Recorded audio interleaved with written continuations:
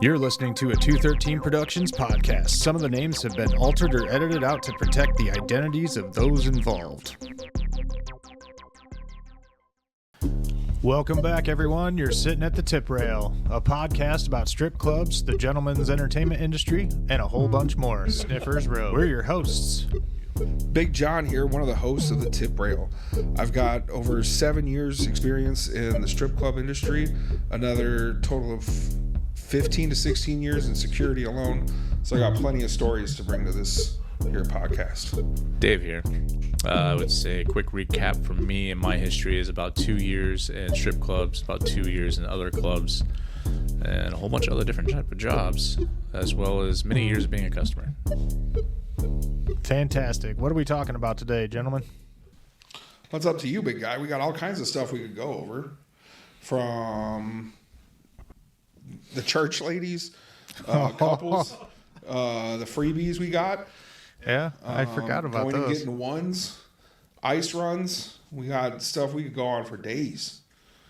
Huh.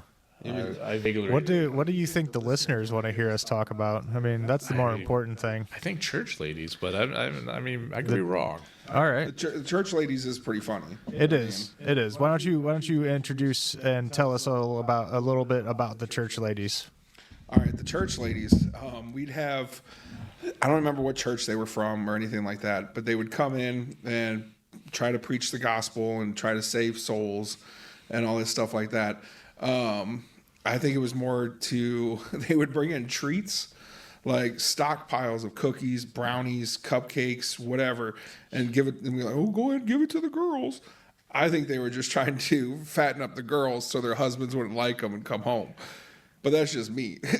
Huge platters. Huge platters like, of what you would snacks. think for Thanksgiving dinner, Christmas dinner. The dessert table. Yeah, your whole family's sitting around the house and you got a dessert table full of shit. They'd bring it in and I'm just guessing give it to us. that none of these ladies actually went up to the tip rail. Oh, God, no. They just come in, they knock on the side door, come walking. Oh, is it okay if we bring in food for the girls? I feel like that's half-assed missionary work there. I think they should have went up to the tip rail. They should have, tried to convince them in person rather than through their... Preaching the gospel while staring at tits and pussy. Wow. What's more organic than what God gave us? Yeah. Right? I guess. And it was weird. Like, the girls would come running up to the tip rail as soon as they left. Or not to the tip rail, but sorry, to the ones counter. Running up. Oh, what'd they give us this time? What'd they give? Oh, they were just kids in a candy store with free shit. Are we sure it wasn't laced with meth? It is Iowa. I mean, I ate it, so I don't think so. I don't think I ever got stoned or high off of any of the stuff they brought to us. So, I mean, there was even one time they came in. It was like a Tuesday or something, and me and my good friend that I met here when I first moved up here, he would like to be called My Guy Black. This is not me. This is him. His direct. He wants to be called My Guy Black, so that's what I'm going to call him. So My Guy Black and me decided to separate all of the shit. We kept the best shit downstairs in the office and gave all the crap upstairs to the girls. The girls were pissed. They're like, oh, these church ladies are skipping out on us and blah, blah, blah, blah, blah, blah, blah. And me and him just sat down there getting fucking, yeah, good times. eating free church food. mm-hmm.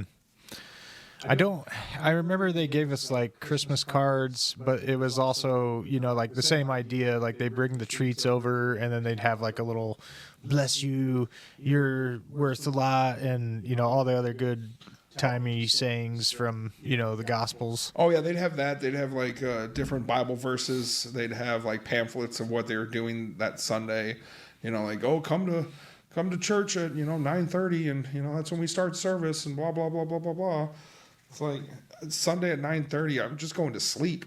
Yeah, we work all night, lady. Before.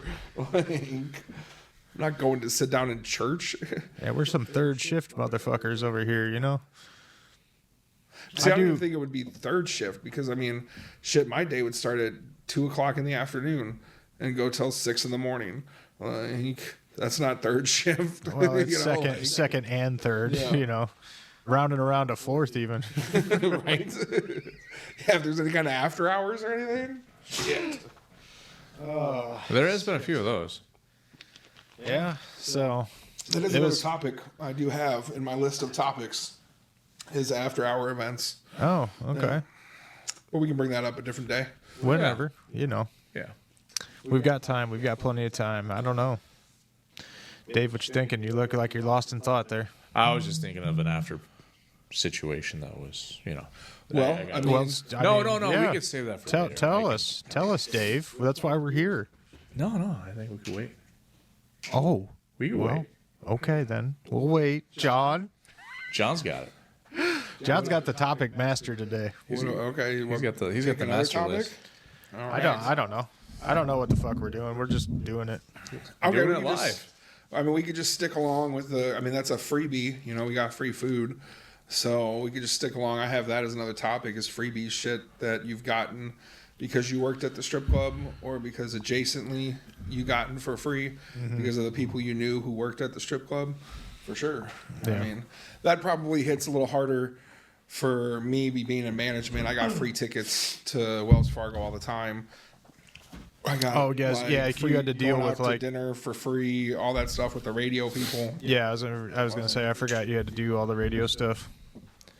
I don't know. I think one of the girls brought me some Bosnian food that her mom made. Well, there you go. See? I remember that girl. I used to collect a lot of pocket knives Yeah. when I worked door. There Those you are go. free Yeah. gifts. I mean, I A used lot to of have, free gifts. You'd be surprised what people try to bring into the club and then not want to come back and pick up on the way out. Oh, yeah. Oh man, they're so fucking smashed by the time they're done, and they don't even really know where the fuck they are or how to get out of there. Even like they won't remember that they I mean, got stuff confiscated on the way in. I'm pretty sure I've been pretty trashed in that fucking place. I've been pretty trashed in that place. I've never had a drink once in that place. You lying fuck. Maybe one or two. Yeah. Okay. So speaking of being on the door, and I mean, obviously John started on the door, but not at the lumberyard. So, like all the hicks here in Iowa. No offense to you guys, but it's surprising how many fucking pocket knives, and people don't realize they even have the fucking thing on them. And they get all bitchy and shit when we tell them, hey, you can't bring that in. It's a weapon. And they're looking at me like I'm a fucking moron. Like, I mean, Dave, you can probably attest to it. People bring in the dumbest shit. What's something else besides pocket knives that you've tried to see people bring into the club that was just fucking absolutely not allowed? I mean, all sorts of weapons, bottles, huge bottles of liquor. Yep. Trying to think of what else. Yep. They, I guess we should probably explain because back in the day when we all collectively worked there, liquor was not allowed. It's a BYOB club. If you're not familiar with the lumberyard itself, so people would bring in their own beer, and then we kept it at that. Beer and wine coolers. Okay, that's fine. Sometimes like we'd like get a occasional wine. bottle of champagne or A box wine of or something wine or like that. something, Yeah, yeah. like we didn't give a shit about that. We weren't trying to have people slamming tequila shots on the fucking Bringing a half gallon of Jack Daniels. yeah, and like getting alcohol poisoning and dying on our fucking floor, basically. Yeah. So I've seen. It wasn't necessarily illegal, I suppose, but I would consider it just a very odd thing. I remember a customer brought in a huge fucking boa constrictor snake, and there was I don't know, were any of you there for this one? Okay. I mean, I remember a feature entertainer. She brought in her snake. No, this was a house girl that like worked there quite a bit. She had no. Like she was on stage when this customer came through the door and ends up like taking the snake from him, and shit. like doing the rest of her stage set with the snake on her shoulders and whatnot. And it was pretty interesting. I was like, that's pretty cool. Like I'm not into like women with snakes. Like I know I think that's a theme in some adult entertainment somewhere, if I'm not mistaken. Not like insertion or bestiality or anything weird like that, but like fucking Amazonian snake. Oh no, I traveled lady. with a featured entertainer, And she did She had two pythons. And Okay. she went on stage with them, and guys came up and tipped her for it like a motherfucker. Okay, so yeah, it's a trope or whatever you want to call All it. right, But guys like some bizarre A shit. fetish, whatever. there you It's go. just, Yeah, fetish. Sorry, I should know All that right, fucking word. cool. I mean, not for me. John, what's the weirdest thing that somebody's ever tried to bring in while you had to, securely I mean, we had make people try to sure? bring in kegs. And we normally at the lumber yard we didn't give a crap. Like, but at Tuxedo Show Club where I started, they did not want kegs brought in. But they also sold beer out the back, which was kind of a different way to break the rules, I guess. But since it was in a separate room, they got away with it. So there is a questionable legality to that whole thing. But, Yeah. I mean, if you pay the licensing fee for your building to have a liquor license, and I think that makes it allowable to be sold yeah. in a way. I don't No, know. yeah, there was a liquor license right above the register in that back little room, and they sold, what was it? It's like 3 beers for like $4 or something like that. But granted, this was back in 2005, so prices have definitely gone up. But they were just 12-ounce cans, nothing serious. I mean, Beach has that little side house thing where they That sell is true, stuff. yeah, that's right. I forget about that. So doesn't Big Earl's? No, they sell like Gatorades and shit behind the register. But I don't think so, but no actual. Yeah, no beer. Beach Rose was weird because it's like it's an additional building, but it's separated between doors, and I wonder if that's to keep their licensing in order. It's Yeah. got to be. It's probably got a separate address or some dumb shit. It's like 39 and a half or something. right. Like, 3/4. Fucking Hogwarts for titties. Yeah. But otherwise, I mean, people just coming in out of dress code, knives or a big ass set of pliers on their side, because of the Hicks, it's they a got tool. huge pliers. a lot of these guys also are coming straight from fucking work. Oh, yeah. Like especially day shift. They're getting that free cover. Fucking first hour it was open. All them guys. Yeah. I used to do that. Yeah, I mean, there'd be it's a tons smart. of kids that would come in and try to do it like on a Friday or Saturday, stop in, get their free wristband. Some of them wouldn't even walk in. They would just Turn go up to around. the Nah, window, I'll be show back. their ID, get their wristband, and go home, and then come back at like midnight when it was actually busy. Right. I've totally done that. I came in, got a wristband, went straight to Jethro's, and got fucking wings. Yeah. And 2 beers. Man, Jethro's has gone downhill, hasn't it? Oh, fuck It yes. has, man. Every That's time they open unfortunate. up a restaurant, that restaurant's good for a little bit, and then it just fucking tanks. Well, they've closed a lot of them now. Have they really? Yeah. I knew deserved there it. was one that they closed. I don't, but I don't. I don't know which one it was. Because when they put up bacon, that shit was fucking great. Which one's that one again? It's on over- 22nd. Yeah. Oh, that one, yeah. It And was that one's great. still, every time I drive by it, it's still busy. So busy, but the food quality went fucking way did it? downhill. Yeah, I know the one in Ankeny there at the Ankeny Commons or whatever. That one's garbage. Yeah. And every time I drive by, Wasn't there's that was the nobody there. jambalaya one or something like that? Yeah, I don't like know. a weird. Yeah, it's I know they came up with all these different names for all the different ones, but Whatever. Yeah. I don't know. I mean, I like Smokey D's better than anything. So Oh shit. I've had some interesting Smoky D's, but it's always felt dry. There's times when well, Smoky it is D's. a dry rub. It's not a sauced. No.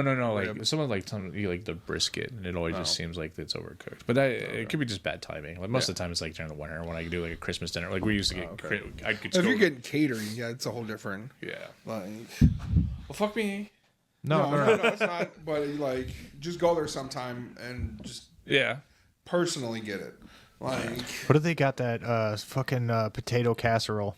oh yeah, that shit's my fire. God, dude. Like, remember when we used to get the Cowboy Killer or whatever Farm the fuck Boy, it was? I think there is you what go. it was. That motherfucking pan of Feed a fucking family of 12. Me and Adam were over here. yeah, individual farm boys. I think I can't remember what all was in it, but I remember it was covered in like fucking gravy, and I think it had a pork loin fritter or something along, and a bunch of fries or what was it? Pork tenderloin, and then fucking like a layer of garlic bread, a pork tenderloin, fries. Fucking just all mashed tater together tots, and one. fucking white the white gravy, fucking cheese. Oh, dude! And then they served it in that fucking aluminum tin Tray like a thing, tray. Yeah, and it was like there's so much food, and like I remember fucking smashing one of them things and just having a gut ache for like a day. Well, I remember like when me and you did it, it was like it's supposed to feed like 4 people, and me and you'd get it for a day shift, and we'd eat it all fucking day. Yeah, Like, pretty much. Dude, that was God. good stuff though. I remember there was a couple of day shit. Well, no, I would do a double on a Friday or Saturday, and I'd come in. I'd go get like 2 fucking Chipotle burritos, just fucking just crush those. I remember I remember specifically when I first was starting out and living with John and everything, we went to a Subway and both of us got 2 footlongs.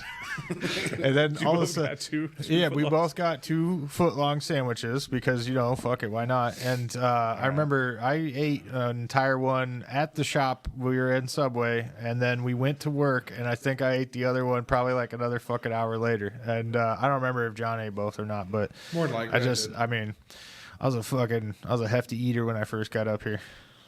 Yeah, when you actually had money. It's weird what you do with money when you get it. Like, fuck it, I can buy this. Yeah. That's the best, though.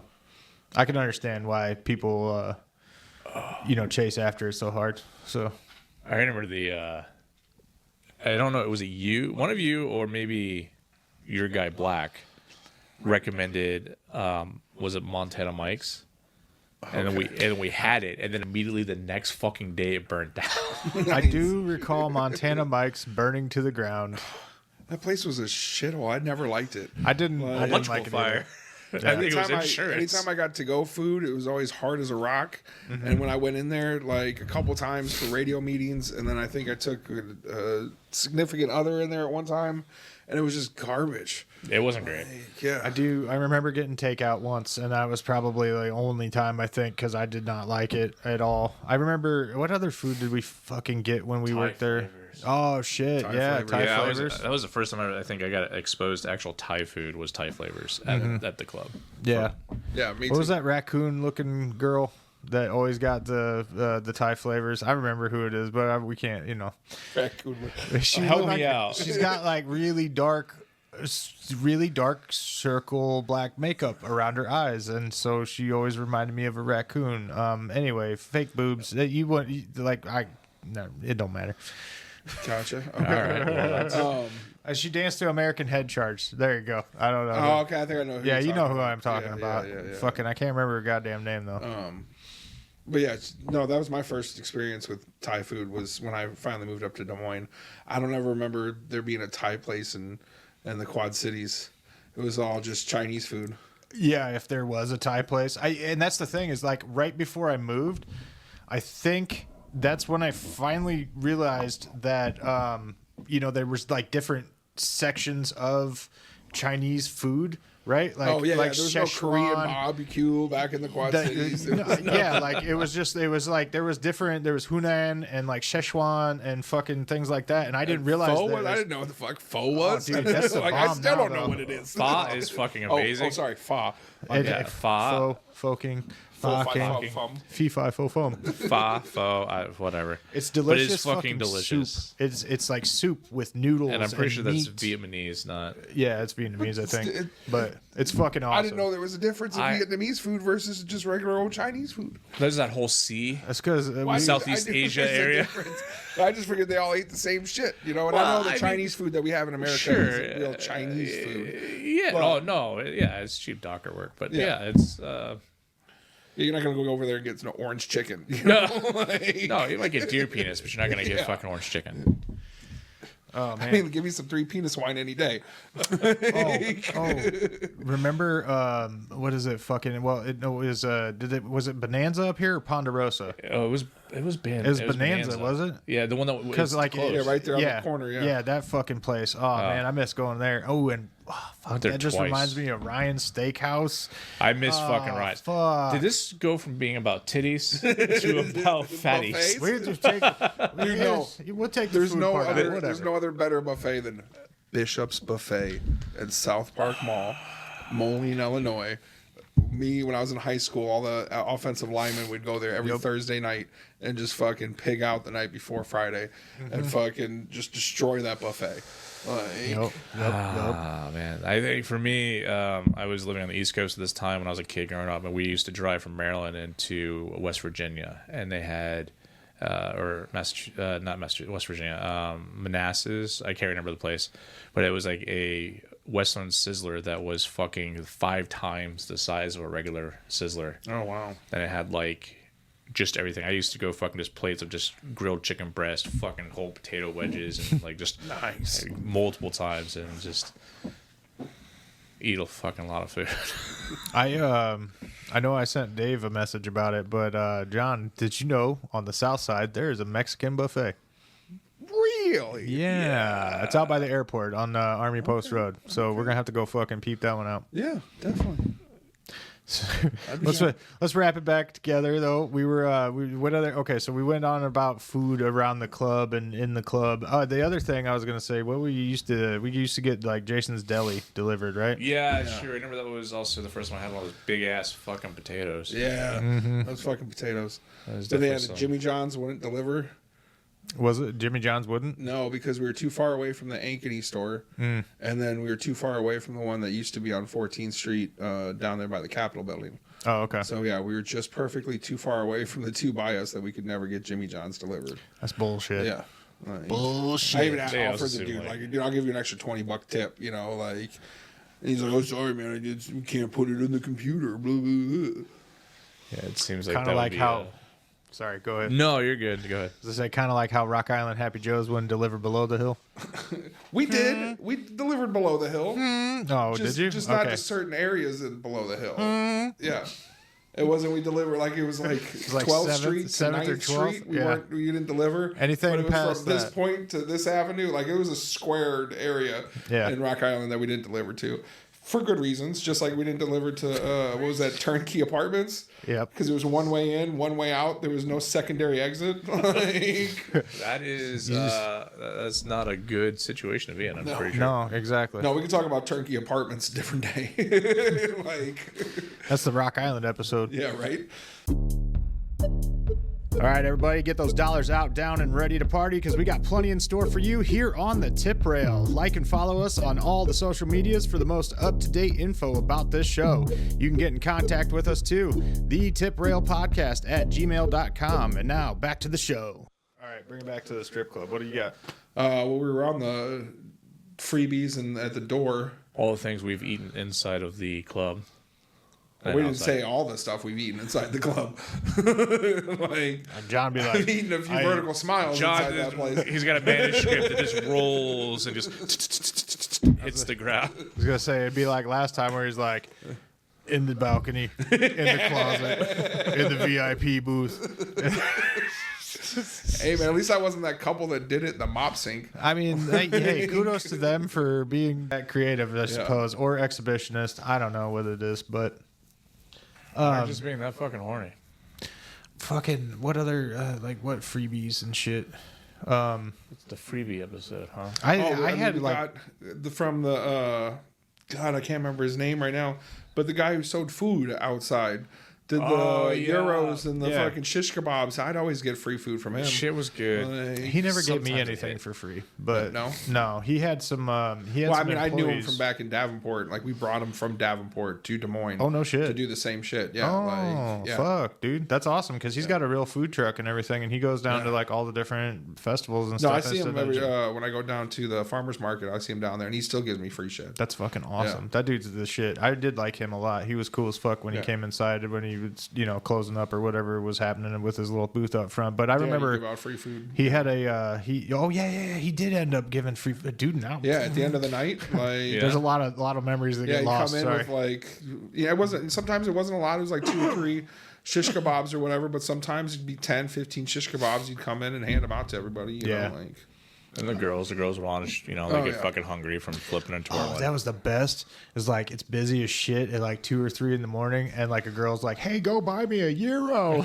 Yeah. Just stand Hey, out. give me a front. euro and a chicken shish kebab or chicken shish kebab thing. and that would I lead don't into want onions on it. Yeah. and you find you do you would help out the nice girls because those usually tipped you. Yeah, for at sure. those, and tips were split for the most part, and so you always cater to the ones that are kind to you, and then you tell the other ones, well, no, I'm busy. Find someone else. Yeah. But then like the what was it? We do the UFC nights, so you got to see free UFC fights if you worked on the Saturday night, which was always cool. I mean, I wasn't big into UFC until I started working at the strip club, but then when that's all you talk about, like in Davenport at Daisy Dukes, they're good friends and a lot of them work out. down at the Pat Miletich camp in Bettendorf, Iowa. Tim Sylvia used to work out down there. A few different people. So we'd get famous UFC fighters into Dukes like all the time.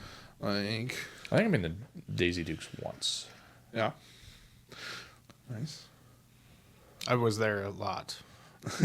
I mean, not a lot, I suppose. Probably not like as much as a person that works there, obviously. Oh yeah. But like my senior year in high school, I turned 18 in October, and I just continued to kind of go throughout the year, and then I don't know when, but I just stopped eventually. It was just like I never had money really, so it was just kind of pointless for me. But no, I mean, then you get freebies from like working with the radio people. I got to go see AC/DC for free.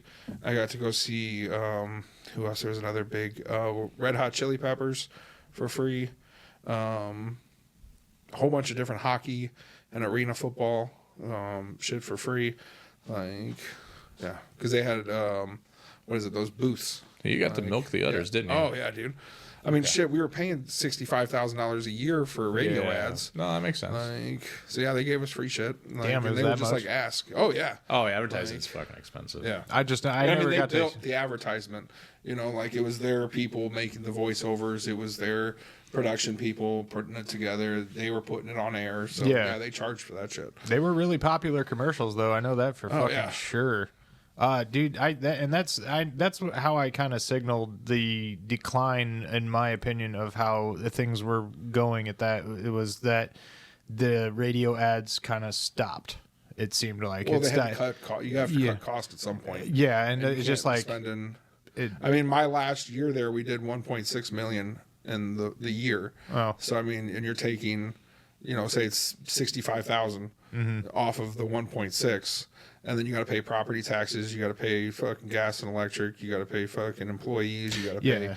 So, I mean, yeah, the first cut cost is advertising. I'm sure that like the revenue that came in and then the overhead, subtracted from it, it's still a pretty penny, but it's just like, you're making that money, so you want to keep making it. And so you look at those things and you're like, well, this, but I just can't see like advertisements, I think would help, and they might still have them. I don't listen to the radio anymore, so I couldn't tell you, either. They might still have them, but I mean, like that was where the fucking everybody. They needed to pivot. They really needed to pivot. They need to hit on like social media, Instagram, TikTok. Oh, they do now. Yeah. Topher runs that shit basically. So yeah. I mean, you have to subscribe to it, and right. like I don't need to be advertised to go back to the place, right? Well, no, and I mean, shit. COVID didn't help. Oh no, that didn't. Internet didn't help. Well, you didn't put up sneeze guards. Yeah.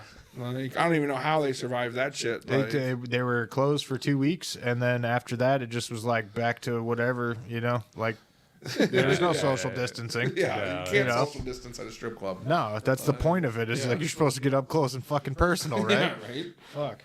Yeah, that's it. I don't know. Like the advertising, I just remember because it was crazy because I met the person that did the voices for it. You know what I mean? No, well, not him, but the woman's voice, the one fucking, where real men go to get wood, and she was the one that literally was doing the fucking voice, and she's there like just like, hey, having a meeting with you guys, and I'm just like, yeah, she was not the head of sales, but she was something high up in sales. Yeah, and she was our liaison to the radio people, and yeah, she was like, yeah, they just asked me to come in and say it one day, and boom, it stuck. And so now, yeah, I'm the where real men go to get wood lady. And then they would have that they did a couple of them where they would have like a few female voices do it, and then they had that fucking giggle at the end of it where real men go to get wood. And I'm just like, whoa. But dude, anytime you tell somebody the fucking catchphrase of the club, yeah, everybody fucking laughs. Well, I mean, it's fucking, what was it? There's a goddamn poll out there on the internet or something where it's like it's rated #1 as far as like its name. Oh, like, yeah. I remember you showing me that. Yeah, I can't remember. E-Bomb World. I looked up. I was trying to look up code names for strip clubs, and I came across the top 25 strip club names in America, and the Lumberyard where real men go to get wood was #1. Yep. Yeah. It's freaking as a strip club name. That's Okay, but you know. so out of curiosity though, E-Bombs World, like how long has that been going on? Oh, dude, that's what I was like. I told Adam. I was like, "Do you remember E-Bomb Worlds?" Like, that shit was back in high school. That was the beginning of internet. You know? Like, AOL, E-Bomb Worlds. Like it was. Yeah. I mean, I saw a lot of shit on that. I think yeah, because like E-Bombs World really was before fucking YouTube. Yeah. You know, so however long that shit is. We needed one of them people to like fucking run tech. Hey, Jamie, look that up. Hey, Steve. If we ever get one of those people, his name is Steve. I don't give a fuck what his real name is. His name is Steve. Yes. And we'll tell the Steve story sometime. That's fucking awesome. Oh, Dave, I thought you were looking up when. No, I guess not. Well, no, I'm sorry. Yeah. No, Dave I was just getting shit blown the up, bed. so I was just like, oh, I better answer these You're these good. messages. So Well, your fat life is going off the chain. I wish it was Fat Life. It's a little dry. That's what she said. We don't need fucking thousands of bottles of lube here. This isn't a fucking This ain't a Diddy party. no. No, Just one's fine. Just one. jeez. Well, Sorry, sir, we couldn't find the industrial size bottle of lube. no, We I only went got the to 6-ounce bottles. Amazon, 55-gallon drum, $6,000 with applicator. Electric pump. Electric Steven? starter. Fuck. For only $49.95.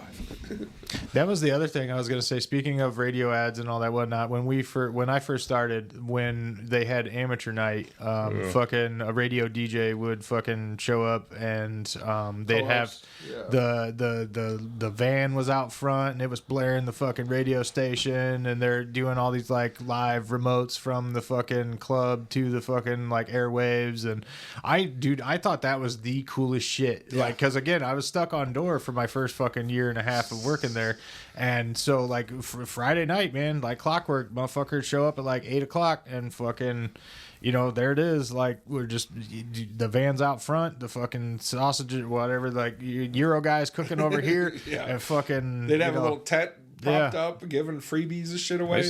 They still doing koozies. that? Fuck no. Oh God, no, that shit quit. That shit quit while I was still there. We stopped doing Yeah, live dude. And then broadcasting. I mean, like the DJ continued to come on, and for a little while, and then once everything, once the mass firing happened, he came for like another 6-8 months, and then it just kind of fizzled out. Yeah. And just I think that I know when I was still working there, he was getting tired of doing it. Yeah. Because he had other obligations on that Friday, so he'd get his whole day was basically going from the radio live live radio show, and then going and doing something else, and then coming to us Yeah, that gets at stale. 8-9 o'clock, and and then having to stay and stick around because sometimes we wouldn't get enough fucking judges for amateur Yeah. night, so he's like stuck there until like 12:31 some days. Yeah.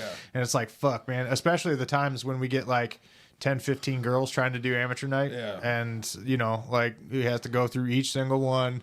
And you could just, and there, or the nights where we get fucking it wasn't ever hundreds, but like 50 judges on the stage. Yeah. And so he's got to go through each one. Each person's trying to be a fucking comedian because they get a microphone stuck in their face. And he's just, I could see it in his eyes. He's just like, by the eye third or rolling. fourth contestant, he was done. Yeah. Like, which I get it. You know, if I had to go work somewhere all day and then come do that bullshit, I'd get tired of it real quick. Yeah. So he quit doing that. And then by the time, I mean, like, I think we stopped doing, because it used to be the first and third Friday, and then it just became the first Friday. And eventually, after a while, you know, we just quit doing amateur night. Just, Oh, wow. They don't do it anymore? I don't think so. I'm pretty sure. I'd have to ask Topher, but I don't think they do. I've seen some. That was a way to horrific get shit. the super shy girl to come into that girl that you see at Casey's or whatever that looks like a fucking 9 or 10, but she's never going to think to go to the strip club to make extra money until she hears that radio spot. Oh, I can get $700, $1,000 if I win first or second place. Mm-hmm. Like shit, maybe I'll do it. And then all of a sudden, me or fucking get a hold of her and she's fucking starts working the next day and fucking bada boom, bada bing. We got a fucking new stripper for life, like. Yep. But without that radio ad, would that girl maybe never have come in, like. It's like I said, the dynamic of the place changed quite significantly after they fired everybody. you know, again, it worked out to my benefit because I got to climb the ranks, but I had to sit through one of the fucking worst DJs I've ever heard in my life. Ooh, that fucking kid. I'm not gonna name him, but he was an annoying customer that came in Oh, I know who you're all the talking time, about. Yep, and yep, he's like, yep. "Wouldn't I make a great DJ? Don't you think I do a great job?" That's who was the DJ at Big Earl's when I started there. That dude. that fucking That's kid. why I couldn't remember. It just hit me now. That guy was the DJ at Big Oh. Earl's when I started there. All right. And he was like, "Do you remember me? I worked at the lumberyard when you did." And I was like, "No, I don't. And I don't think you did." He's like, "No, I did." And I was like, "Yeah, I don't think so." Sniffers Row. So Yeah. Rockstar got fired because right didn't around. Andy quit before? Andy quit. I let Andy go. Well, whatever the fuck happened with that whole incident, I don't remember. I just He remember. fucking put the sign up in the fucking what do you call it, the dressing room, and the fucking owners found it, and then fucking I'm guessing somebody took a picture of it and sent it to the owner. And Okay. Fucking, they were like, "You gotta let him go. He can't put signs up there mandating fucking tips. His job isn't for tips." I'm like, well, we don't pay him, so yeah, his job is tips. Yeah, really. That's why I We don't. don't give him an hourly wage, so yeah, he lives off tips. And if bitches aren't tipping, he was like, well, he should just be verbally saying that. He can't be putting signage up. And I was just like, Yeah, 'cause okay. it And they're like, becomes well, you need to let him go for that. And I was just like, okay. Like, See, I was out on the door. All I remember is that he was supposed to be at the radio station because he did get an overnight fucking one, and there was some sort of I just remember the music stopped because he ripped a hard drive out, and fucking I thought he was like getting held back because he was like the other DJ hadn't showed up or some dumb shit. I don't fucking remember, but anyway, whatever that happened, that's when Junior started. And then then Big got fucking fired for his incidences, which I mean, I never really. I mean, I get it, but I never really understood the importance I or don't even remember why he because he kept skipping girls for tips. Oh yeah, on that's stage, right, that's he'd let certain girls just not go on stage for pay me to $150 and you don't have to go on stage. And then all she did was just do private dances the whole fucking night. Makes the club more money. Yeah, but I didn't get it. I either think now that also, isn't it kind of like, all right, so stage. we want to advertise them as well too. There, exactly. So if you've got all your A girls just down in private dance all night, the majority of the customers aren't seeing them. The girl will make even more money off private dance if she goes on stage, because then the whole club gets to see her perform, and then maybe that dude in the back corner may have more money than the fucking dude that she's down there with right now, but he doesn't get to see her, so he doesn't spend the money on her. He spends the money on B girl that's on stage. Not saying that she's a B girl, but she's not the A girl that's going to tip out $150 because she knows she's going to make it back. And yeah, Right. So my thought on that point is that the one I'm specifically thinking of made it around to almost every customer in that building. There was she did not stop. Oh, I know what you're You talking know about. what I'm saying? And that's why I was always like, well, why does it fucking matter? I get it that the point is, I think for her, she wanted to stay off of stage so she could keep her panties on. yeah. And not have to deal with that particular, because I think to her, and again, I'm speculating, but I guess we had a lot of conversation because I was working box at that point. So her time was better spent being in private dance or VIP than the money she would make on the stages. Yeah. And so I get the idea from the club perspective that we're trying to advertise the girls that we have by making every girl go on stage. But I think that was also the same idea with that feature that we did called All Up, when we would literally line up every single girl, make it a spectacle, and then have them all And I walk tried across doing the that stage. twice a night, and he thought I was a fucking moron. Well, they And I stopped was like- fucking doing it. And I was like, if you're doing it at 10 o'clock, we don't even have, this place isn't even fucking busy at 10 o'clock. Right, yeah. So what the fuck? And he was like, well, let's push it back to 11. I'm like, we're still not busy. I mean, you allow the girls to come in till 11, so the girls rushing in at the very last minute, like they do. And they're fucking up there throwing their face on and fucking trying to get down for this All Up. We should have done All Up at fucking 1:30, 2 o'clock in the morning. Yeah, when or things are even popping. 3 o'clock in the morning, when all the bars in the area have closed, everybody's in our club that's going to be there for the night. Boom, do all up. Da, da, da. This is what we're offering tonight. Find your bitch. I think or that find your dancer. I think that a 10 o'clock or like the beginning. I like the idea that All Up was the beginning of night shift. You know, distinguish the difference between the two, right? So we do All Up at night shift, and then you know, I think that another All Up like you were trying to implement would have been a really good idea, because there are different people. You know, being on the floor and being a bouncer, the crowd changes throughout the evening. You know, like your 10 o'clock crowd is not the same as 1 o'clock. You got people that are, you know, like only have a certain amount of time to spend there. They've already spent their money and they've moved on. We got new people taking their booth, you know, and you know, it just kind of cycles. So I think, yeah, a second All Up would have been a really great idea. But again, you know, after they fired everybody, they stopped fucking doing it. It's just like there was like all of the regulation that was set with like, okay, here's day shift. You have this set of hours to come in and you work your day shift for this fee. And if you want to stay for night shift, you get a discount. If you don't, then, you know, you're more than welcome to leave when day shift is over with, you know, but there's no separation. It became we'll just let girls come in whenever the hell they want. And then I remember hearing that. I was like, that's like never gonna work. every hour, the house fee goes up $5 or something along that lines. And it's just like, you know, then we had people showing up at fucking like midnight that were just paying like $50-$60 to come and work from midnight until 5, which, I mean, cool. They got to make that money during that point, but like you couldn't ever, there's no. Yeah, because what dirt girl is going to come in and pay $5 to work at opening? Like, You know, There's kind of a technological solution for this. If it was me, if you just get 2 fucking 55-inch monitors, flip them, and you just have it set up so that every girl that comes in and works, they have a profile. You have a headshot and then a couple body shots, and then it just, when they clock in, it updates one panel with the profile shots, and the next one just scrolls through the girls showing their full body shots, and that's who's on deck, who's working, and that's a constant profile who's clocked into work. I think. do you see the look on my face?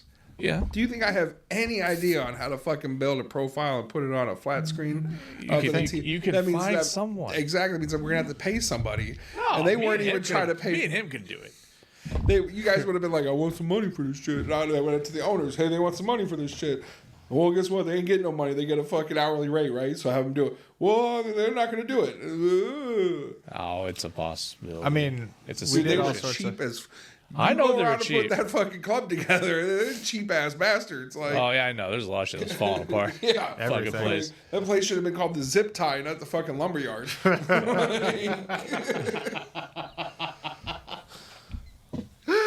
duct tape and zip ties. Duct tape and zip tie. I mean, dude, they were using extension cords as speaker wire. Extension cords as speaker wire. And it worked. Yes. Yeah, Conductive material. until you got to the red, and then the speakers on the left side of the building cut out. And then you have to restart the whole system in the middle of the night because you can't get the left side of the building to work for some reason. Get down there on the floor and turn that subwoofer off. Yeah. Light switches for subwoofer, like power on and power off shit, dude. That Yeah. was wild. Dude, That place was janky as fuck, especially when they moved the DJ booth from the Crow's Nest over to where it is now. Oh, okay.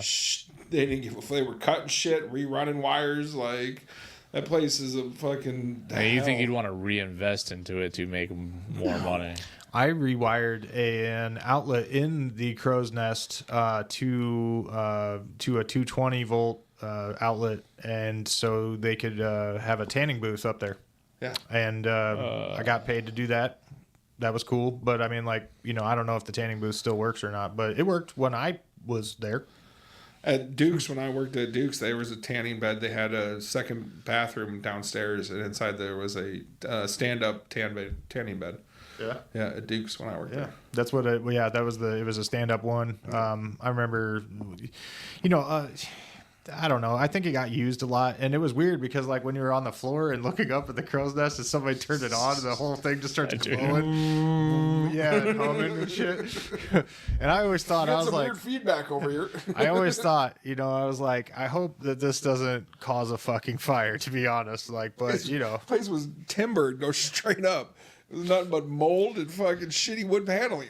speaking of mold, I saw one time after a good. Okay, so let's bring it back a little bit. John, tell us what happened when it rained heavily. Our big Iowa rains here. What happens when that happens? Well, at first we had no idea what the fuck was going on. All of a sudden, the third stage floor has got like 2 to 3 inches of standing water, and there is a waterfall effect coming down. It was at the east wall of the club, and it was running down the wood paneling and down onto the third stage floor. And we're sitting there. We got like 3 bouncers, one with a shop vac, one, and then the other 2 with fucking squeegees, like the push squeegees, pushing it out the back door. Then to come find out that the drain out the back was clogged, so we really weren't pushing shit. So there's one of us holding a flashlight, trying to fucking clean out the drain that went out the back, so it would actually drain away from the building. But as most people would know, when you have standing water, and especially when you have 2 pieces of material that are separated and the water has nowhere to dry out, it builds mold. And then during cracks and crevices of the wood paneling, there would be mushroom spores that would fucking pop out. And they fuckers. We got it tested. It was mold. Yeah. They didn't want to do shit with it because it was going to be like $20,000 to have them come and take all the wood paneling down, remove the mold, respray everything, put all the wood paneling back up. They didn't want to pay for it. So that place, to this day, as far as I know, has mold growing on the east wall behind the big screens all the way down to the third stage. I would imagine that it still does. However, when they so they had the original private dance room, and then they made a VIP private dance room. Yeah. I think at that point in time, we'd have to check in with the carpenter bouncer, because I believe him and some people that he knew were the ones that did the work, if I'm not mistaken. But well, no. Fuck, So that was after my time. So. No, I don't remember who did more it. than likely, carpenter bouncer would have put in a bid for it for sure. Maybe. But at the I same can't time, fucking recall. Would But that been before all the shit happened with him? I mean, technically, he got let go with everybody else, and they wouldn't hire him back because of his actual record, if I'm not mistaken. Yeah. You know, like there was, he's got stories too. Anyway, the point is that like that wall that we're speaking of, that the mushrooms used to grow out of, fucking it's been taken down, and it did get redone. You've been back there, like I haven't been in that room. So I don't know okay. They might have taken the wall apart, but I doubt it, and it's definitely flooded since then because they continue to fucking not do anything. And it's literally a small pitched roof that goes to each corner, and there's drainage there, and they have to clean out the drainage. But they wouldn't rent. They wanted us to get up on this. It was more than 24 feet, because I would go get a 24-foot two-story ladder, and that shit would barely touch the top of the roof. And they were wanting us to crawl up there and fucking clean it out and shit like that. And I was like, no, we need like a scissor lift or a boom lift or something like that, because like that's not safe, Right. Like. And they were like, blah, blah, blah, blah, blah, blah, blah. And so nobody ever does it. And then until it fucking rains. And then we're like, oh, yeah, we need to go clean the gutters. Yeah. It's like every year this fucking happens, guys. Yeah. We see this happen every fucking year. Customers have seen it, because it's not you don't shit. see fucking 4 or 5 bouncers down there fucking squeegeeing shit out while it's pouring fucking rain. The shit's fucking going down. It wouldn't. It's not just that wall. Like there's holes in the roof in other places over by where the shower is on second stage. In the DJ booth, there would be water leaking through the fucking like. But that's the same thing. It would be because there's the gutter system on that side of the building, right? Yeah, which is the west side of the building, would have had the same thing. So the water backs up right there. And they probably didn't do a good job when they built the smoke deck, draining the water off of that. It's probably pitched wrong, and so all the water's coming back into the building. So yeah, it's a fucking nightmare. Lake Lumberyard. Yeah, baby. don't even get me started on how much it costs to redo the dressing room and the fucking smoke deck. They got fucking taken to the bank. They got took to the Diddy party with no lube. Ooh. That's all I'm saying. Like, they got bent over twice for what it costs for the fucking private dance remodel and moving the DJ booth. Yeah. That's intense. But, hey, you got to get your money, when you're a contractor, I suppose. Well, it helps when the contractor is married to the top girl of the fucking strip club and the owners listen to her, like... Right. Yeah, he'll do a great job. Perfect. Most of this has been about other things than the strip club, but I mean, realistically, we're just doing whatever. So I figured the we only go. thing we really went off topic on was the food. Well, 15 minutes. Sorry, we're fat. All right. yeah, what the fuck do you expect? I mean, we can stanza it, you know. Sometimes you could do the sexual things while eating a fucking hero sub. Yeah. It's fine. There's nothing wrong with that. I think that. It's okay. Adam eats corn on the cob sideways. It's all right. Wait, you eat fucking corn on the dog sideways? Everybody does. Yeah, I was gonna say like that's the normal way to eat it as far as I'm What do you make it Corn sound? dog. I thought you were talking about corn dog. Oh, I mean, I could, I suppose. No, corn He on eats the a cob. burrito sideways. Yeah.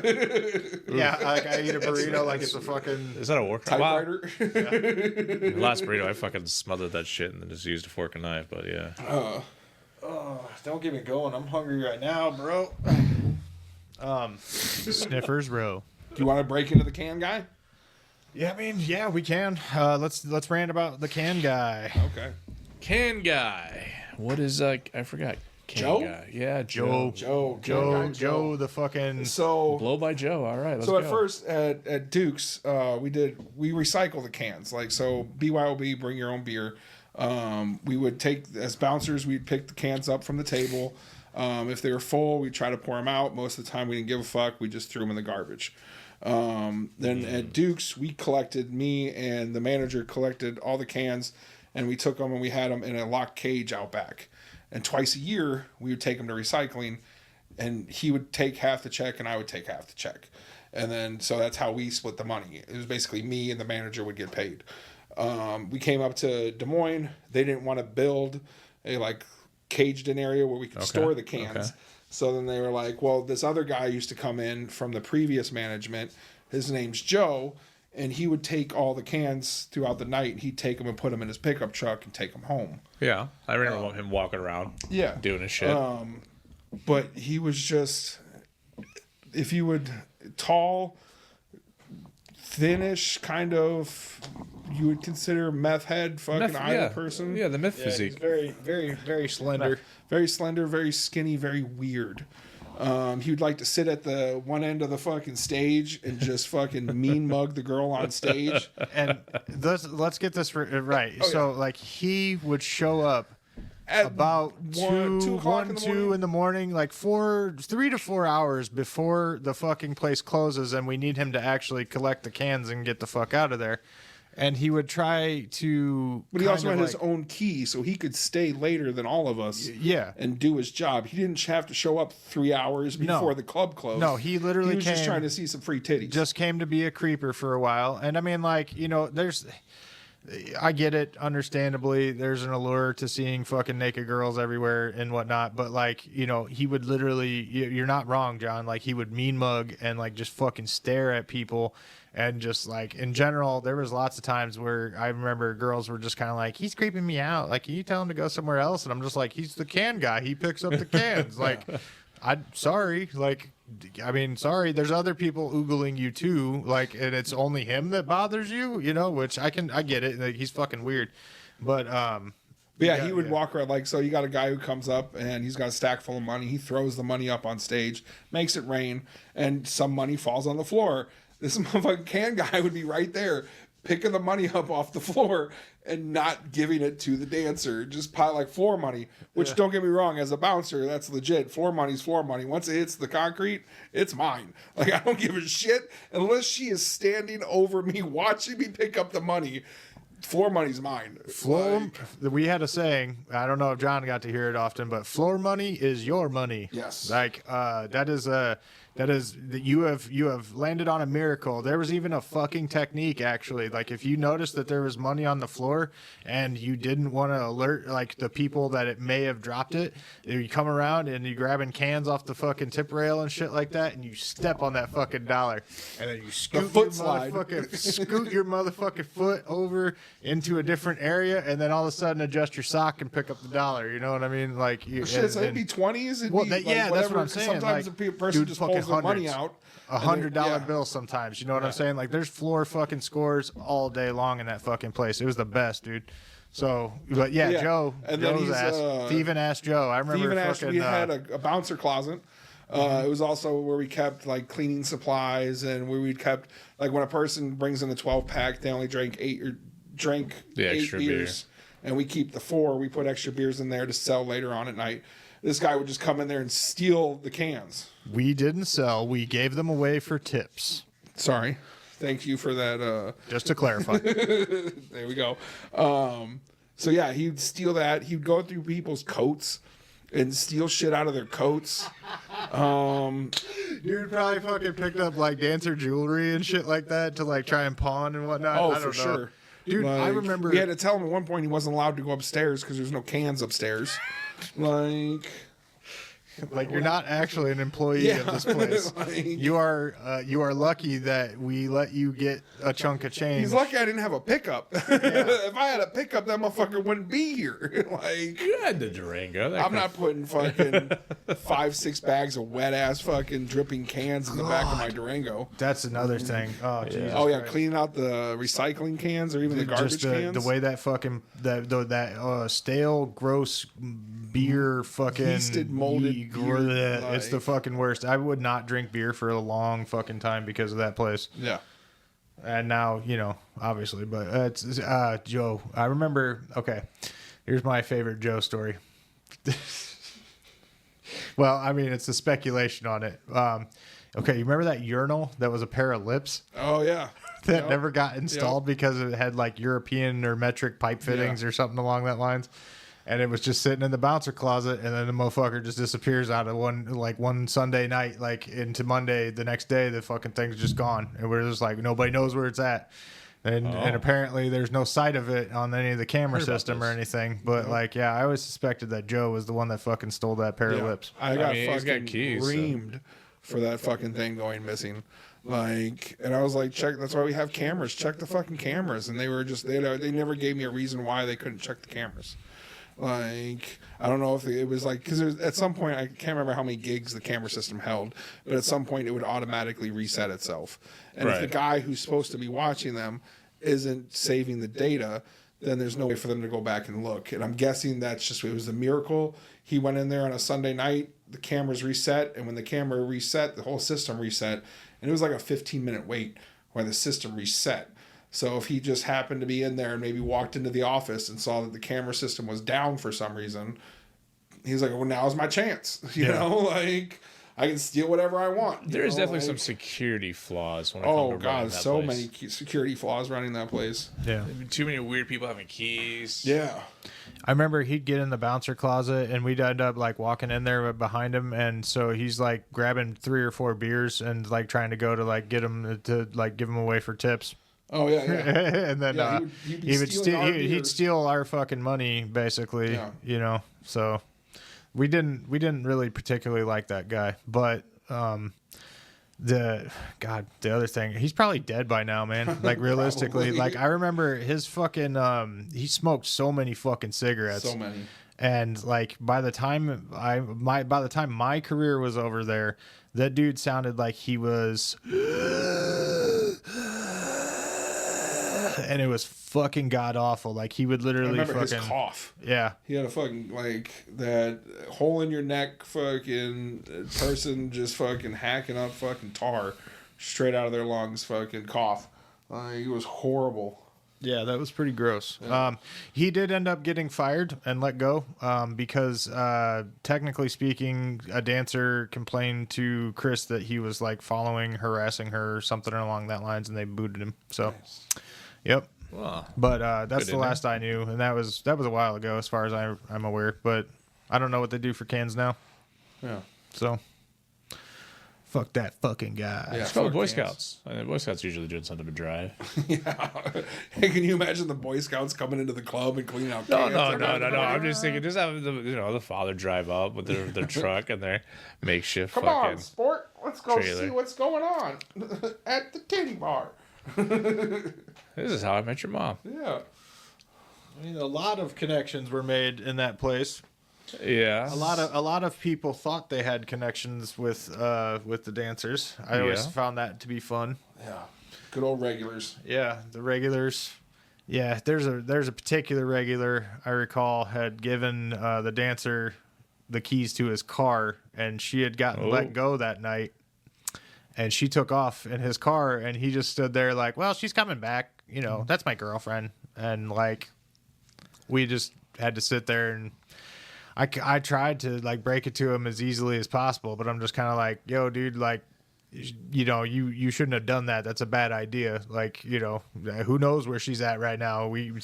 I'm guilty of it too. I let dancers borrow my car. Like I literally did, just because it was like, all right, they want to run down to the bar real quick and then come back. But I mean, you know, what am I going? I wasn't going. I wasn't going anywhere. And you know, they were bringing me stuff back anyway. So it's like, what am I? I had tons of girls ask to use my shit. No, thank you. I did. I'm not trying to have them get pulled over doing drugs in my shit. Like if I'm doing drugs, I'm doing it in my car. Well, I'm not having somebody else get my car impounded doing drugs. You know, they brought me drugs. That's logical. Still, logical. Yeah. I had a job to do, and I couldn't go get drugs, so they brought them to me, and it was like, well, we don't have a car. I'm like, here, just take mine. And, you know, the car came back. They came back. Well, that's good. You know, I mean, and just like the regular's car, it came back as well, you know. Did she actually come back that night, or was it? Yeah, she did. I remember. Well, I mean, like it was a while later. Like he had to stay through most of night shift when he usually took off a lot earlier. You know. Yeah. Because he was one of those. I'll come in at 3:00 and get my wristband and then come back later. Gotcha. Yeah. But yeah, that dancer drove from like Chicago or something, I think, to come over. Oh wow. Yeah. And you remember who I'm talking about, right? Her name's carved into the fucking corner booth of the dressing room. 4 letters? Yeah. I know exactly what it is. I didn't. And the other one starts with T. Huh? No, there's no T in that. No. So can we just go ahead and say her name and edit this part out? Yeah. Yeah. I was like, look, dude, you're just being fucked, and not in the way you want to be fucked. Yeah, that bitch was nowhere. And he was just like, no, she loves me, girlfriend, boyfriend. Yep. And then just went fucking after me after that. She has a fucking family in Chicago. I'm like, dude, it's like you just two different ran baby away with daddies. his car. Yeah. Just like, what are you gonna do? And then I remember even better than that. You remember once she was gone and she went back home, or it like stopped coming to the club and everything. He ended up thinking he was dating that other girl. Fuck it. He ended up thinking he was dating for a while. Oh wow. Okay. Yeah, like she went through a little whole phase of like leading him on. I think I've got a video of him on my phone of me pushing him across in the lobby, pushing him across the room, and he fell into the fucking propane tank heater thing. Oh hell no. I was working over at Mid. Yeah. And the Toro place. I fucking walked in there and she was there working. Oh shit. She was doing a small engine repair. Nice. Really? Yeah. That's I saw her once out at the Chicken Shack out there on what is that, Veterans Parkway and fucking you're talking about the going to the DSM 12. Yeah. The chicken. Shack. The chicken, I think it's called. Yeah, the chicken. I had not gone there. It's good as fuck, man. Yeah, I bet it is. I should have. And we're back to food. It always comes back. Next, we're gonna talk about El Rey burrito and the fucking 3 fucking foot baby burrito. Hey, that motherfucker was tasty. But no, that's wild. I can. There's only a handful of times that I've ran into dancers out in public, and one of them happens to be Walmart. It always seems like I've run into those like, and it's not like regular girls or house girls like that I know and have like oh hey, how's it going? It's like those ones that come in like every once in a while, and so it's like, I know who you are, but I don't know and I don't have any idea, and I'm not going to say hey to you, even though we work together and you pay me money, but I'm just like going to pass on by because that person you're with, I don't know if they know that you do this. Yeah, right. You know what I mean? Like, so I don't know if that person knows that you're a sinner. Well, according to the church ladies, absolutely. Well, I was bouncing and then also working the U-Haul, so I would bounce in the rear yard. Then drive down to 63rd U-Haul, and I'd park, sleep for like 2 hours, have coffee. A dancer actually came in to move. We got a truck, and I don't remember her dance name. I don't remember, but tall, skinny, cracked out. Kind of. Yeah. Wait, did you say? I think so. Yeah. Oh, that's not who I'm talking about. I thought you meant just. I was like, that girl's tall, skinny, and cracked out. But we looked at each other and she's like, yeah, I don't want to give you my information. Like, well, I don't think I've really ever ran into many core dancers. At my time when I worked at a forklift company, I ran into a dancer. She was working at a warehouse. Yeah. It was a medical supply warehouse out in almost Grimes. I can't remember what it was called. But, yeah, she was an order picker. Just ran around on a forklift, fucking picking medical shit. Well. Hey, man, sometimes you got to have multiple fucking sources of income. Yeah, I don't even know if she was still dancing yet or not, but I'm having a feeling she was retired at that point. Yeah. She might have been out at the retirement home. Who knows? Yeah, I mean, like once they're done at the lumberyard, who knows what the fuck's going on? Yeah. They might go somewhere else and work. I do think that a lot of the dancers that worked the weekends were from out of town for the most part. Like they all seemed like it, or there'd be like ones that would come in like Thursday through Sunday or something like that. Maybe Wednesday. Yeah, through we Sunday. got tons of Minnesota girls, tons of girls from Illinois, a few from Wisconsin, but a lot of it was Minnesota. Like a lot of girls came down from Minnesota. Have you been to a club in Minnesota? Yeah, I've been to Diamonds, King of Diamonds. Yeah, I went to one there we had a friend that had a nephew that was like 18, and it was ordeal trying to find a club, and it just seemed like a hellhole. Yeah. So it makes sense. It seemed like there was a lot of money at that location. Yeah. Well, I mean, isn't the legalities and rules vastly different? Yeah, I don't think they're allowed to touch up there. I don't think they're allowed to be do fully any- nude. Yeah. It's more of just In Illinois, it's pasties.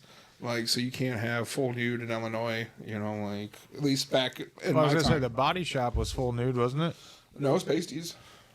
I thought. Well, no, I thought it was just topless only. I don't remember. I was getting faded at that point. Like I went to the body shop, but I was probably the private on. dance area was full nude. Oh. And yeah, but when they went on stage, it was they had to have pasties on. Oh, okay. I never got private dances, man. I got a couple from people at the yard, but much later, you know. Yeah.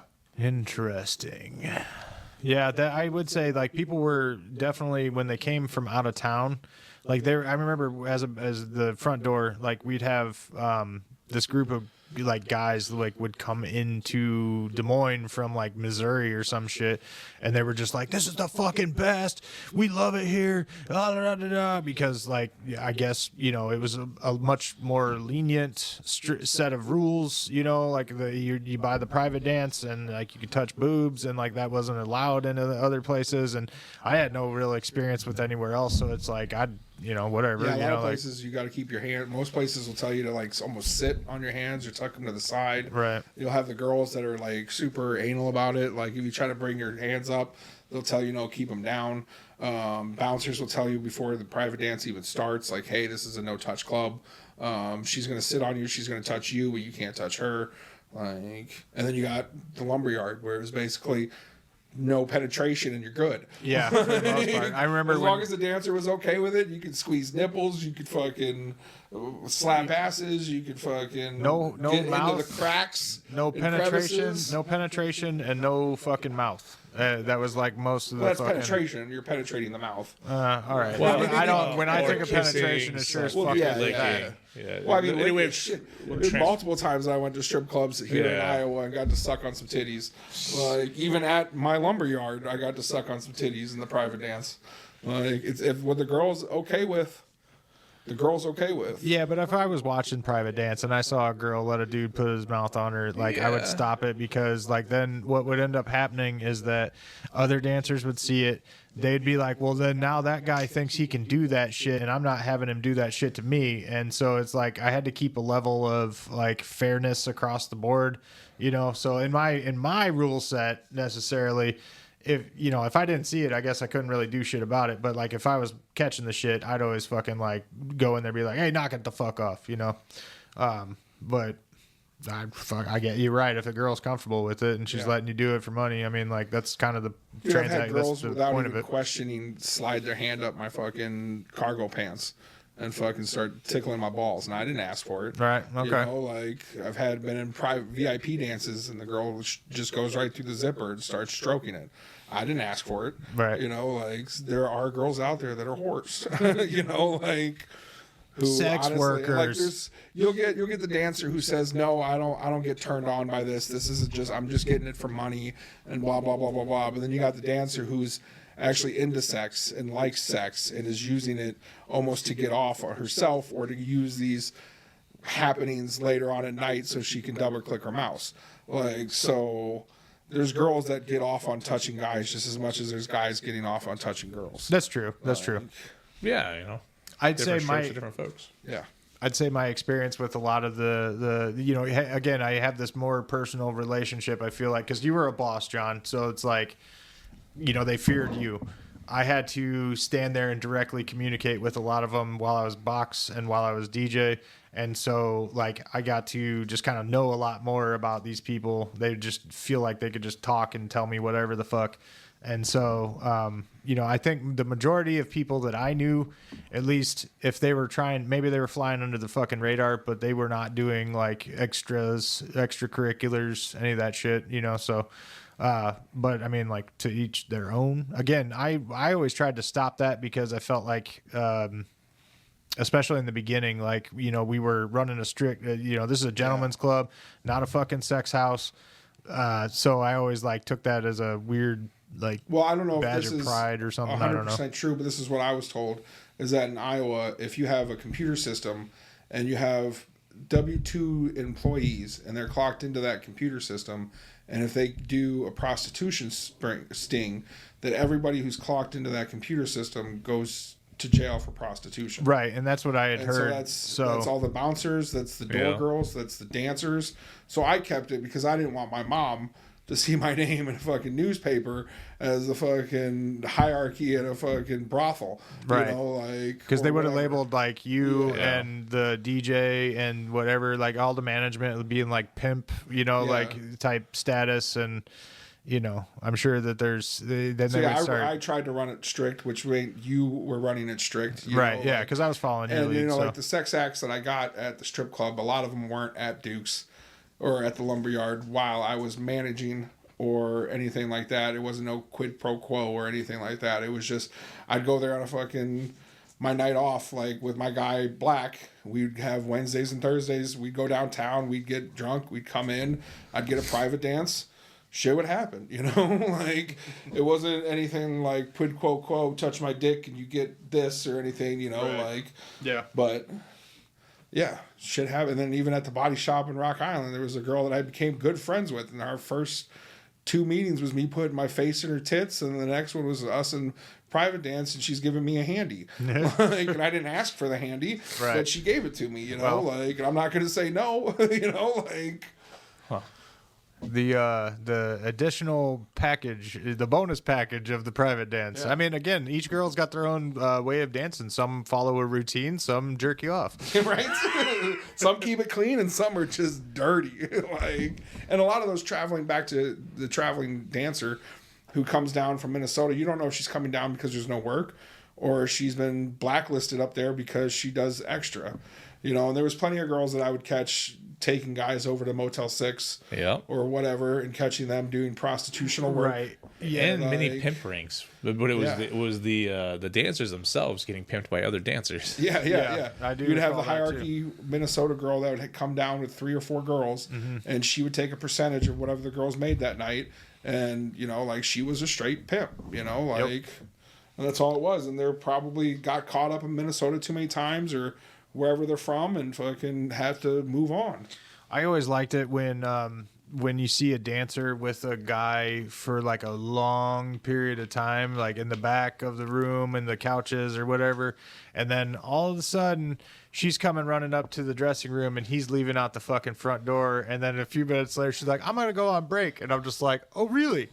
I didn't just see you with a customer across the entire club, and he's leaving out the front now, and you're about to go on break, and that's pretty peculiar timing. Now, they might have been going to get drinks somewhere with the customer. I don't know. It's really not my business what they did outside, but it was just like, all right, I know what's fucking happening, you know?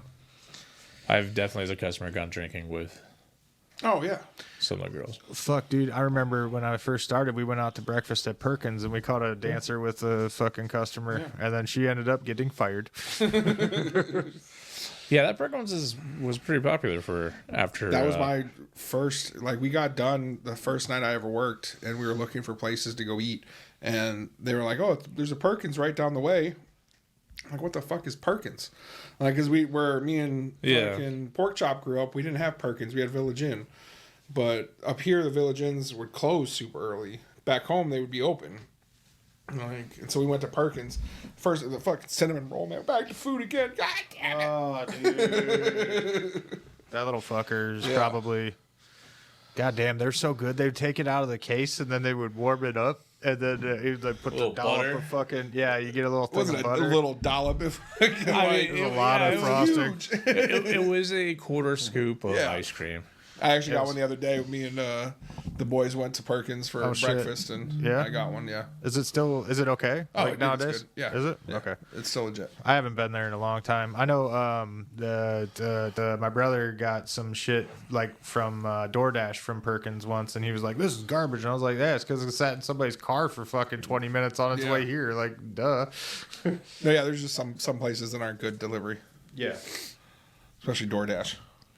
I mean, it's Perkins. I mean, it's a place that has a menu for like 50 different things. Yeah. So I feel like we just rambled like a motherfucker this time. There was like no format to it, which we had a couple topics. Yeah. There's a couple. And we don't have to topics keep everything. Yeah, and I mean, like, I feel like, and you can edit it to bring it all back together. You know, like, I suppose we don't need 15 minutes. Like, now that we've got an hour and whatever, we don't need 15 minutes talking about food. You know, like. Well, that was. Fade it I mean, out, that was like that was definitely an important part in my perspective. Like, dude, when you work for fucking 15 hours, like you gotta eat something. And some of those moments are really nice. Like I said before, I've always reminisced about the time that fucking going to that goddamn is it Casey's? Mm-hmm.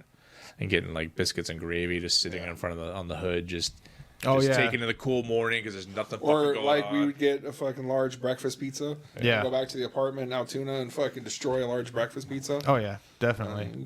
You know, the best part about the end of the night was that it was fucking quiet. Yeah, especially after 15 hours, dude. Fucking loud music.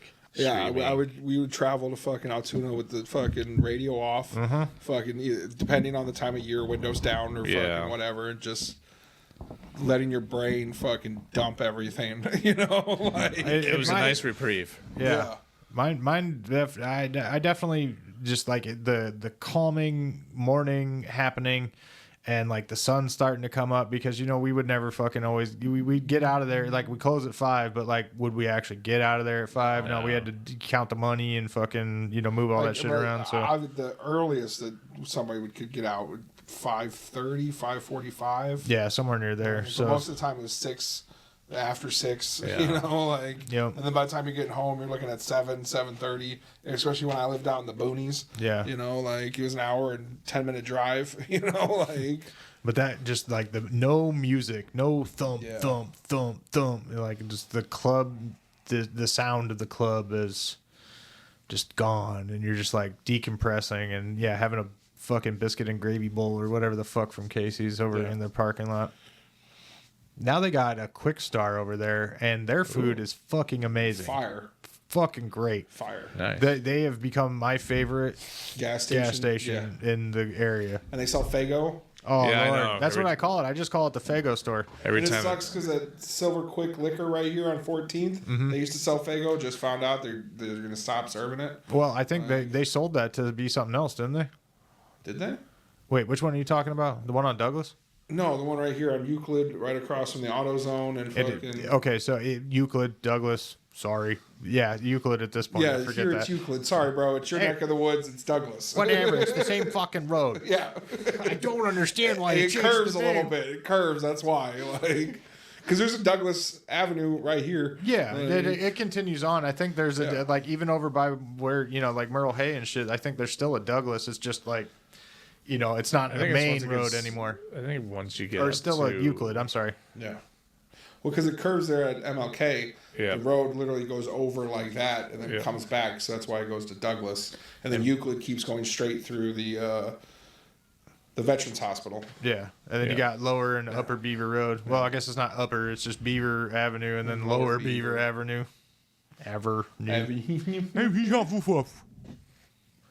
Let's find something to wrap it up with, I suppose. You know, what do you want to wrap it up with, John? You're the list master today. I guess if I had to give a suggestion for maybe a upcoming bouncer, or even if you are a bouncer, never let anybody get behind you. You'll never get your back if you can grasp that concept. Always keep the people you're kicking out of or the situation that you're in, keep it in front of you. Don't ever let it get behind you. You don't want to get a sucker punch to the back of the head or a bottle to the back of the head. That's true. Very true. Dave, what's your advice for a person working as a bouncer in the strip club industry? I guess to keep on topic with the earlier discussion, make sure you're watching waistlines and pockets. Look for little clips or bulges other than the center part that may not be the bulge you want to confiscate. So, I mean, to each their own. Whatever bulge you want to get. That's my penis. Hey, now. I think you don't want to take it from them. Sir, you'll have to check that in at the front door. Sir. Let's see. My bouncer advice is keep your head on a swivel when you're in the club. Just moving around. You want to look at everybody. You want to look from the left to the right. And just keep panning back and forth, and make your presence known. Obviously, to the customers and to the dancers, you want to be able to be seen in case you need to get flagged down real quick. But like I said, you'll see a lot more if you keep panning back and forth, keeping your head on a swivel. So that's a friendly piece of advice. You can take that with you. Pretty solid. Mm-hmm. Watch out for the stripper landmines. Oh shit! What's a stripper landmine, Dave? Why don't you tell them? It is a beer bottle cap left on the floor. And why is it a landmine? When you're walking around in heels. Not that I have experience in that. It is, yeah, you're right. It's a little hard to keep your balance, and suddenly you have a dancer that goes down. Yep. Though I have seen the lumberyard does have basically 4 floors in a sense, and I have seen a few girls go down the big ass stairway to heaven changing room. That's pretty entertaining. Yes. Unfortunately, it sucks. It hurts.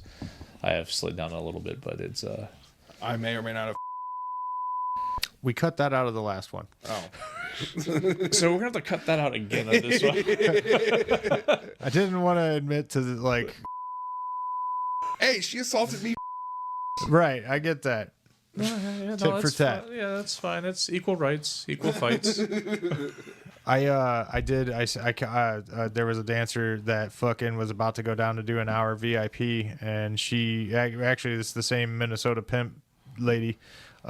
She took a tumble down the stairs, came walking back up them right after it happened, and grabbed a hold of the DJ's bottle of vodka and just took a huge chug off of it for like a good 5-6 seconds, a gulp, gulp, gulp, gulp, gulp, and then just slammed the bottle back down, went down and did her hour VIP. I was like, you fucking robo stripper.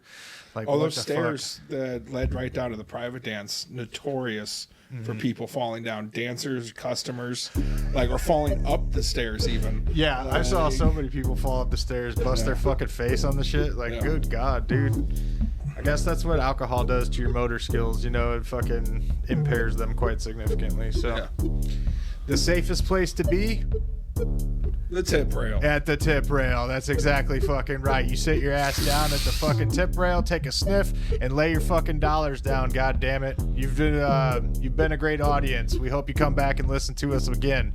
We'll have some fucking social media shit one of these days, getting it going, and you can write in and give us suggestions and topics to talk about. But that's not today, is it? No, it's fucking not. Hey, it's Porkchop from the future. We want to hear from you. Send us some feedback, suggestions, or straight up tell us to fuck ourselves at thetiprailpodcast@gmail.com. Follow us on social media. Or don't. Whatever. Point is, we'll see you next Tuesday. I'm your host, Porkchop, because I don't think I ever fucking did that at the beginning. Nope. Sure didn't. Little brief story about me at the end of the fucking show. I'm going to cut that anyway. But Thanks. You